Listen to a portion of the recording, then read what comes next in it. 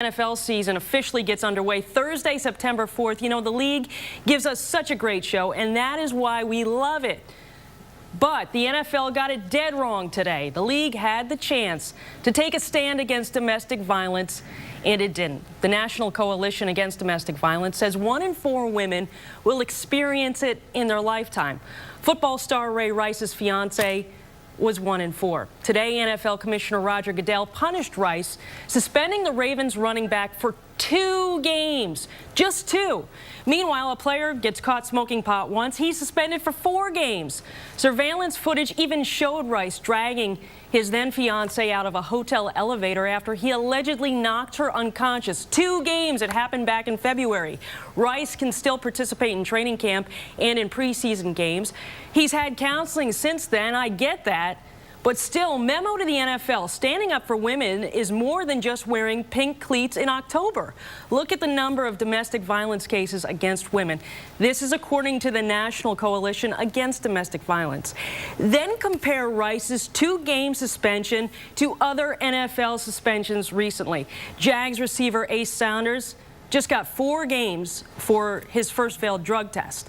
The Colts' Robert Mathis, 4-game suspension for taking a fertility drug because he and his wife wanted to get pregnant. Terrell Pryor got 5 games for receiving improper benefits way back in college. He wasn't even in the NFL. If I could talk to Roger Goodell, I'd ask him, how is that worse than striking a woman? And then there was Ravens head coach John Harbaugh's reaction to Rice's suspension. I stand behind Ray. He's a heck of a guy. He's done everything right since. He makes a mistake, all right? He's going to have to pay a consequence. I think that's good for kids to understand that it works that way. That's how it works. That's how it should be. Heck of a guy, huh? Right. Yeah. The NFL could have said we will not tolerate domestic violence, and they didn't today. Right. Thank you, Jamie. Right. Thank you for joining us. Autism, the numbers keep growing. 1 in 88 children are diagnosed on the spectrum.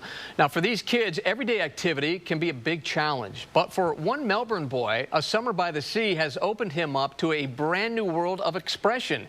Jamie Say introduces us to the puzzled surfer.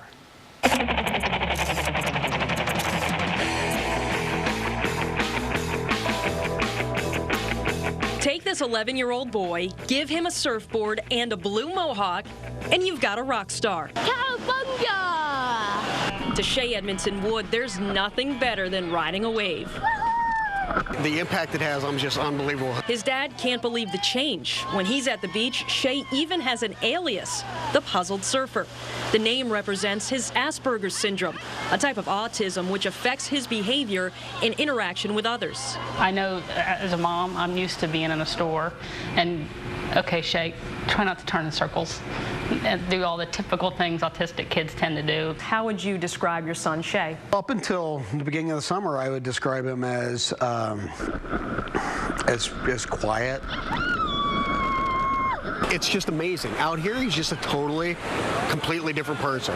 And there's only one reason for it. It's all the attention they get. They are the people Shay calls his crew, volunteers from Surfers for Autism. They treat Shay and others like rock stars. The nonprofit group hosts free surfing clinics for kids with autism all over Florida. The goal is to create a fun and safe environment that lets these kids be themselves and even more. Once we get a kid into their first wave, the transformation is complete and total.